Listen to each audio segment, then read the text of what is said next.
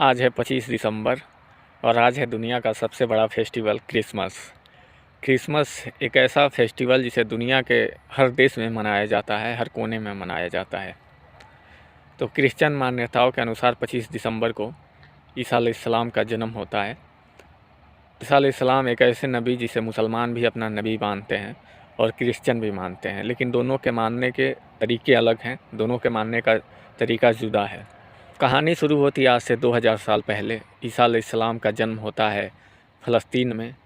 फ़लस्तीन में उस समय रोमन अम्पायर अपने पीक पे था, अपने पूरे शबाब पे था, और रोमन अम्पायर का राजा था सीसर ऑगस्टस।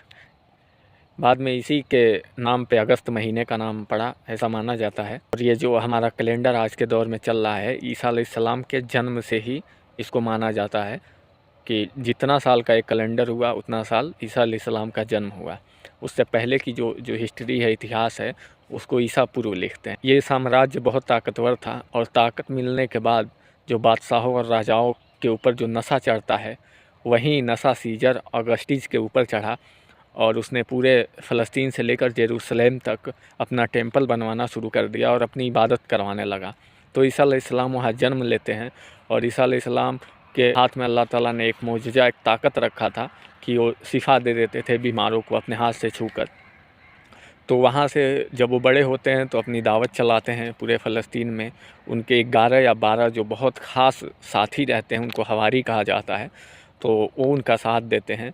और फिर एक वक्त आता है जो ईसा अलैहिस्सलाम को कैद किया जाता है। फिर ईसाई मान्यताओं के अनुसार उनको शहीद किया जाता है, लेकिन मुस्लिम मान्यताओं के अनुसार उनको कत्ल नहीं किया गया था।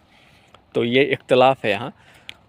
और बाद ये जो इनके 11 और 12 साथी होते हैं, ये पूरी दुनिया में उनकी दावत को, उनकी ईसाइयत को फैलाते हैं, जो अल्लाह का पैगाम लेके वो आए रहते हैं।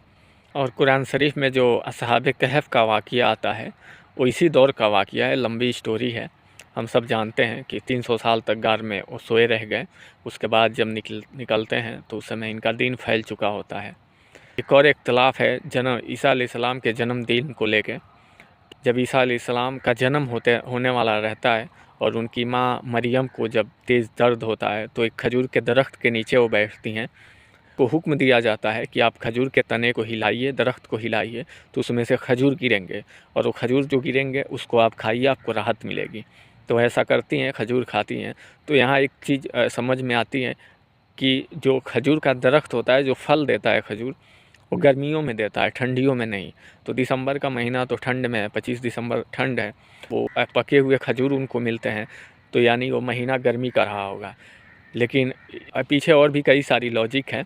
हो सकता है ये लॉजिक न माना जाए। दुनिया अल्लाह का बनाया हुआ है, तो ठंड के महीनों में भी खजूर खिला सकता है।